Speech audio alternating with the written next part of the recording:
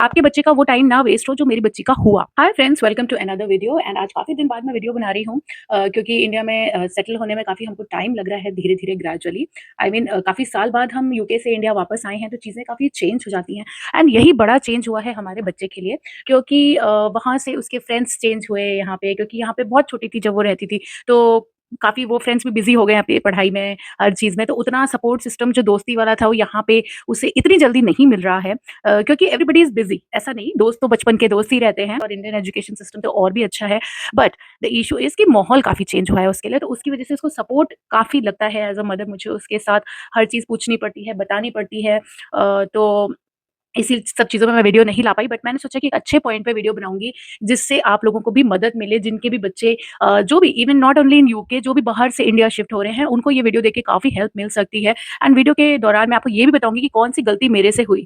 Guys, अपने बच्चों के लिए सभी अच्छे से अच्छा चाहते हैं, फिर भी ड्यूरिंग शिफ्टिंग या फिर वहाँ के chaos अलग होते हैं अब्रॉड के, वहाँ पे बहुत सारे काम होते हैं, तो इसमें कई चीज़ें मिस हो जाती हैं, तो मेरे से भी हुई। एंड मैं वीडियो के दौरान कोशिश करूँगी कि आपको वो फॉल्ट्स भी बताऊँ, ताकि आपके बच्चे का वो टाइम ना वेस्ट हो जो मेरी बच्ची का हुआ।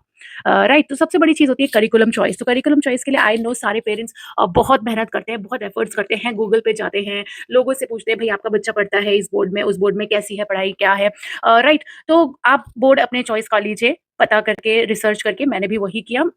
मैं किसी बोर्ड को नहीं बोलूँगी कि वो बोर्ड ईज़ी है या वो बोर्ड, ये चॉइसेस हैं तो वो ईज़ी रहेगा, डिफ़िकल्ट रहेगा, क्योंकि मुझे ऐसा लगता है कि सबकी अपनी-अपनी चॉइस रहती हैं। मुझे काफ़ी लोग बोल रहे थे कि आईसीएसई बोर्ड काफ़ी टफ रहेगा, आपने बच्चे को आईसीएसई बोर्ड में क्यों डाला है? बट मैं खुद आईसीएसई बोर्ड से थी, आईसीएसई बोर्ड से थी, ISC board later on I did my 12th। तो मुझे ऐसा लगा कि वो उसके लिए ठीक रहेगा। तो मैं एग्ज़ाम्पल दे रही हूँ कि अपनी-अपनी चॉइस भी हो सकती है। एंड तो इसमें आपको डिसीज़न लेना है कि आपको उसे किस बोर्ड में डालना है, इंटरनेशनल बोर्ड में डालना है, कोई ऑक्सफोर्ड, कैम्ब्रिज का कोई बोर्ड, कई सारे आईबी इंटरनेशनल बोर्ड्स भी होते हैं, उसमें डालना है। ये फर्स्ट चॉइस आपको करनी पड़ेगी, अपनी डिसीजन लेना पड़ेगा। सेकंड डिसीजन होगा लैंग्वेज। लैंग्वेज ऑप्शंस आप देखिए जहाँ भी रहते हैं आप। जैसे हम लोग ओरिजिनली नॉर्थ इंडियन हैं, बट अब सेटल्ड हैं महाराष्ट्र में। तो हमें यहाँ के स्कूल्स के जो लैंग्वेज ऑप्शंस हैं, उसके अकॉर्डिंग चूज़ करना था कि हम इसको क्या दिलाएँ। तो यहाँ Marathi is mandatory in Maharashtra for ICSE board. तो उसको मराठी पढ़नी ही थी, एक मैंडेटरी लैंग्वेज, राइट। सो उसके साथ मैं थोड़ी कंफर्टेबल थी, क्योंकि अब यहाँ 10-15 साल हो गए हैं, तो उतनी हमको समझ में आने लायक आती है, तो उतना बड़ा भय नहीं था। और उसको मैं बुक्स ले जाके वहाँ पे यूके में भी मैंने एटलीस्ट रीडिंग भर की उसको मराठी आती थी। बहुत स्ट्रॉन्ग नहीं आती थी, बट रीडिंग भर की आती थी। और मतलब ऐसा नहीं था कि वो किताब खोलती और उसे लगता हाय ये क्या आ गया, ऐसा नहीं था। तो मराठी वो कर ले गई, बाकी इंग्लिश तो होता ही है। और दूसरा ऑप्शन जो मेरे लिए था वो था हिंदी और फ्रेंच में। तो मैं हिंदी का क्या है कि हिंदी हमारी मातृभाषा है ना? और तो बोर्ड में जो करिकुलम था, वो हिंदी के हिसाब से थोड़ा-सा बहुत एडवांस्ड था, है ना? मेरी बेटी के हिसाब से जितनी हिंदी उससे आती थी, वो थोड़ा एडवांस था। पर मराठी जो है वो उतना एडवांस मराठी समझते हैं कि कुछ बच्चे की मदर टंग किसी-किसी की मराठी नहीं है, तो कोर्स उस हिसाब से रखा गया है कि सारे बच्चे कोप अप कर लें। तो मराठी कोप अप बच्चा कर लेगा। उसके लिए अगर आप महाराष्ट्र के हैं और आपकी मराठी मैंडेटरी होने वाली है, तो उसके लिए आप बहुत मत डरिए, क्योंकि लिपि बोलते हैं ना, लिपि लगभग सेम है। तो अगर आप थोड़े से एफर्ट्स करेंगे या फिर कोई ट्यूटर उनको हेल्प कर देगा, तो वो एटलीस्ट देखो यूके से आ रहे हैं, तो बहुत 100 आउट ऑफ 100 ना भी लायक, पर अच्छा एक फेयर मार्क्स वो ले आएँगे बच्चे। मराठी का आप बिल्कुल भी एक बर्डन लेके सर पे मत चढ़िए, मेरा सजेशन है ये। और दूसरी बात है, हिंदी में मैंने जो अभी बुक्स उठा के देखी उसका एडमिशन कराने से पहले, तो हिंदी थोड़ी-सी एडवांस थी, जो हम पढ़ते थे हिंदी। और पर्यायवाची और क्या सर्वनाम, विलोम, अर्थ, हिंदी आती है, रीडिंग आती है, बट ये हिंदी थोड़ी-सी उसके लिए मुझे लग रहा था कि टफ हो जाएगी। तो पढ़ाई तो मैंने हिंदी से वहाँ पर, यहाँ पे आके फ्रेंच चूज़ कर लिया उसने सेकंड लैंग्वेज में। तो फ्रेंच चूज़ करने की वजह से क्या हुआ, मैंने ये सोच के फ्रेंच चूज़ किया था कि फ्रेंच बेसिक होगा और हिंदी थोड़ी एडवांस है क्लास 7 में। बट मैं यहाँ पे गलत थी गाइज़। आप सुनिएगा मैं क्या बोलना चाह रही हूँ, कि मैं गलत चॉइस में नहीं थी। मैं गलत थी कि मुझे अगर फ्रेंच लेना था, तो मुझे उसको वहाँ पे बेसिक जो है जो भी एबीसीडी फ्रेंच की होती है, वो वहाँ पे फ्रेंच ही पढ़ाना चाहिए था। मैंने उसको पढ़ा दिया हिंदी, कि हिंदी तो पढ़ना ही होगा यहाँ पे आके। फिर यहाँ पे आके हिंदी और फ्रेंच में चॉइस थी, तो हमने उसको दिला दिया फ्रेंच। तो हिंदी पढ़ा हो तो हम वैसे भी उसको पढ़ाएँगे ही, चाहे वो करिकुलम में हो चाहे नहीं हो, हमने डिसाइड किया हम उसको हिंदी क पढ़ाते रहेंगे, क्योंकि आगे कभी वो ले भी सकती है बोर्ड एग्ज़ाम में, हिंदी चूज़ कर सकती है, या फिर हिंदी तो पढ़ना ही है, ऐसा है। बट फ्रेंच जो लिया है, फ्रेंच लैंग्वेज जो है, एक तो वो हमारी जो लिपि है उससे थोड़ी-सी अलग है। वो हिंदी, मराठी या इवन हिंदी, लोग देखो आप लोग बंगाली का भी टोन एक बार समझ लेते होंगे। बट फ्रेंच, मैंने ये फर्स्ट हैंड एक्सपीरियंस है, फ्रेंच बहुत अलग है गाइज़, बहुत अलग है। तो you need a help in French language. तो या तो फिर अब आते ही आप अगर किसी जैसे यहाँ महाराष्ट्र है, किसी साउथ के अगर स्टेट में वहाँ की लैंग्वेज मैंडेटरी तो आपको वो भी पढ़ानी पड़ेगी बच्चे को। फिर आप फ्रेंच की भी ट्यूशन लगाओगे, तो ये आते ही आते और अभी वो कहाँ यूके, ऑस्ट्रेलिया या जहाँ से भी आपका बच्चा आ रहा है, उसकी स्टडी हैबिट सोचिए और यहाँ का लोड सोचिए कैसा होगा। तो उसके बाद हम अब इतनी ये 2 ट्यूशन्स तो ये हो गई, फिर कुछ और अगर उसे हेल्प लगी, तो नहीं फ़ीज़िबल है। कहना आसान है कि इतनी ट्यूशन्स कैसे करेगा बच्चा, है ना? और आप भी हेल्प कर दोगे बट उसका दिमाग तो बेचारे का अभी कोप अप कर रहा है, वो अडैप्ट कर रहा है चीज़ों को। तो फ्रेंच की थोड़ी-सी टिपिकल है, तो अगर आप फ्रेंच दिलाना चाह रहे हो अपने बच्चे को यहाँ पे आके, तो आई वुड सजेस्ट कि वहीं से तैयारी करो। जैसे मैं कई लोगों को देखती हूँ, वो अगर हिंदी लेनी है तो हिंदी की तैयारी करो और फ्रेंच लेनी है तो फ्रेंच की भी बेसिक आप जहाँ भी रहते हो वहाँ पे पढ़ाना, ऑनलाइन पढ़ाना या कोई बंदा मिले वहाँ पढ़ाने वाला बंदा-बंदी आप शुरू कर दो वहीं से, है ना? और क्योंकि वो चीज़ मेरे से गलत हुई कि मैंने हिंदी पढ़ाई उसको, बट जो हिंदी मैंने पढ़ाई थी और हिंदी जो कोर्स में थी, वो एडवांस थी।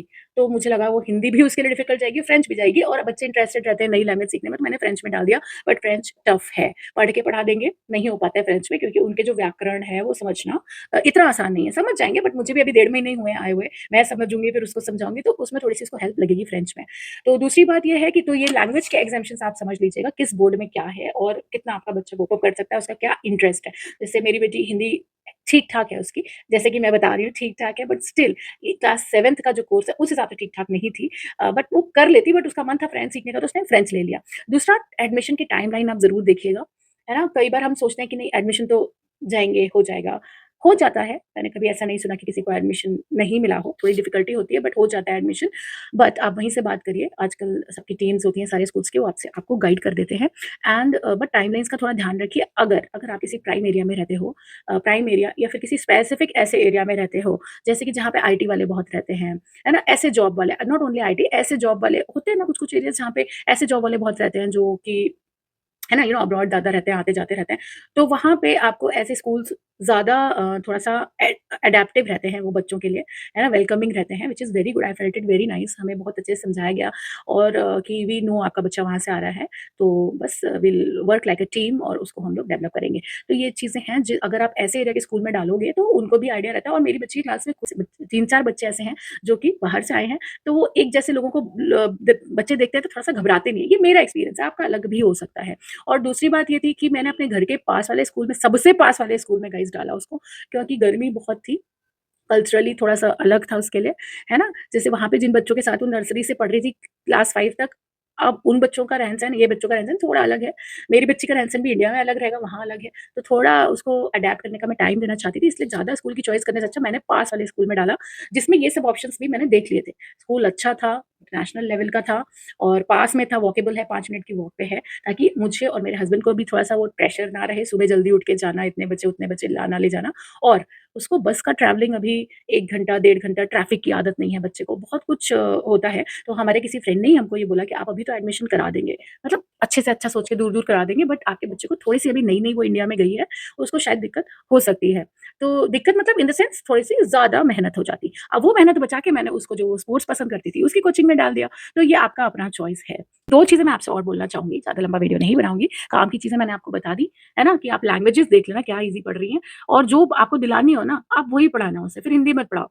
हिंदी तो आ ही जाती है क्योंकि हिंदी हमें आती ही है ना? पढ़ाइए आप बट एडमिशन के हिसाब से फिर हिंदी मत पढ़ाइए, एडमिशन्स के हिसाब से अगर उसको फ्रेंच लेनी है तो आप फ्रेंच ही पढ़ाओ क्योंकि फ्रेंच जैसे फॉर एग्ज़ाम्पल मेरी बेटी ने क्लास 7 में जॉइन किया है बट साथ के बच्चे 2 साल पहले से पढ़ रहे हैं।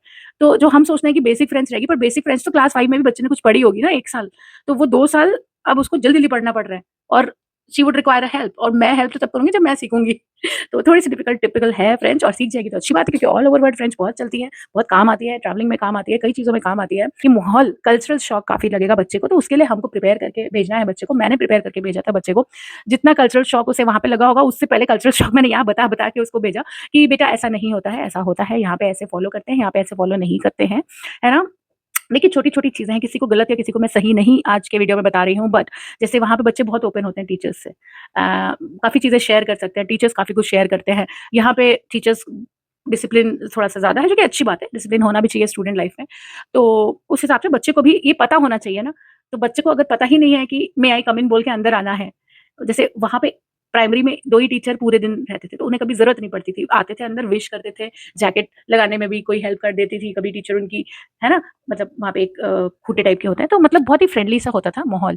कई चीज़ें देखो वहाँ पे यूके में चलती थी, यहाँ नहीं चलती। स्कूल्स की बात कर रही हूँ, कई चीज़ें यहाँ पे चलती हैं, वहाँ नहीं चलती। तो कल्चरल शॉक बच्चे के लिए रहेगा एंड हमारी ड्यूटी है कि हम उसको डराएँ तो नहीं, बट पहले से प्रिपेयर करके भेजें उस कल्चरल शॉक के लिए। जो भी पेरेंट्स हैं वो रिलेट कर सकते हैं, मदर्स थोड़ा ओवरथिंकर भी होती हैं, तो पहले से मैं उसे काफ़ी कुछ मैंने समझा के भेजा, फिर भी उसे कल्चरल शॉक बहुत लगा है। I I don't want to comment कि अच्छा या बुरा, बट चेंज है काफ़ी कुछ, माहौल में चेंज है ना? पढ़ाने के तरीके में तो चेंज है, पर अच्छा चेंज है, पढ़ाने के तरीके में तो बहुत अच्छा लग रहा है उसको यहाँ पे।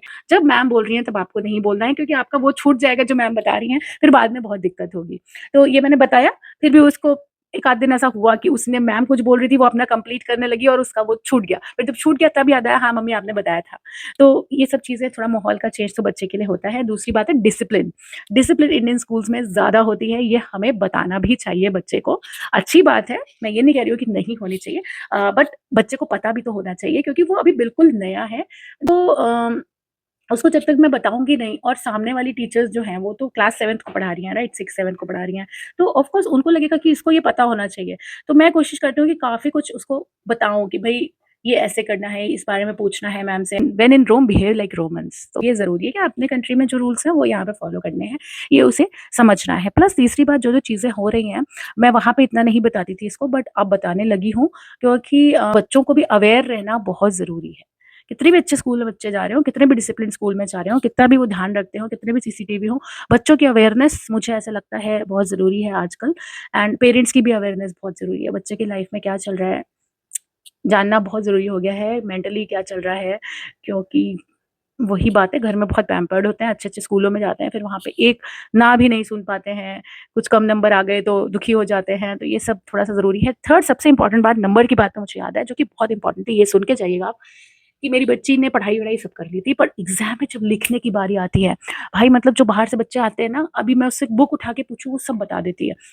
बट जब लिखने की बारी आती है, वो बेचारी बहुत मेहनत करके भी, उसको अभी टाइम लग रहा है, उसके जो एग्ज़ाम्स हैं ना, वो थोड़े से उसको लेंदी तो नहीं पड़ रहे हैं, बट उसे समझ में नहीं आता है मुझे कितना लिखना है, कितने मार्क्स के लिए, सब गाइडलाइंस हैं, मैंने भी समझाया है। बट स्टिल जिनकी 6 साल से आदत है और जो बच्चा आज आया है, तो हमको उससे वैसे ही एक्सपेक्टेशन भी रखनी है, वो नहीं लिख पाई।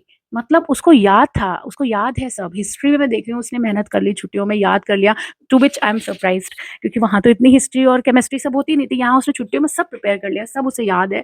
बट जब लिखने का टाइम आता है एग्ज़ाम में, उससे क्वेश्चंस छूट रहे हैं। तो गाइज़ प्लीज़ अपने बच्चों को लिखने की आदत वहाँ पे डलवाइए।